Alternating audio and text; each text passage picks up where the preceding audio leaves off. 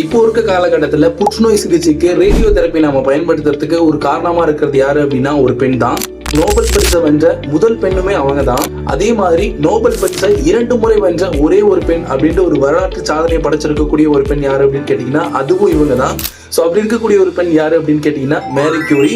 So November 7, 1867 தான் வந்து Marie Curie பிறக்கிறாங்க. எங்கன்னு கேட்டீங்கன்னா போலாந்துல. ஸோ இவங்க போலாந்து நாட்டில் பிறந்திருந்தாலுமே பிரான்ஸ்ல தான் இவங்க வந்து ஆராய்ச்சியை தொடர்ந்து இருக்காங்க.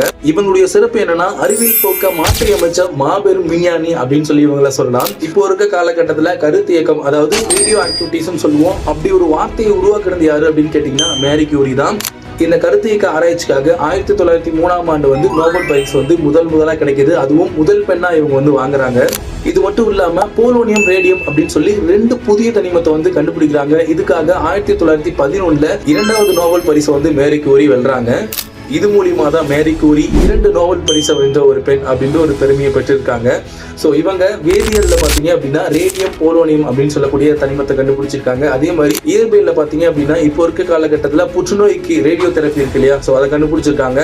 ஸோ 2 வெவ்வேறு துறைகள்ல நோபல் பரிசு இவங்க தான் வென்றிருக்காங்க அப்படின்றது ஒரு மிகப்பெரிய சாதனை அப்படின்னு சொல்லலாம்.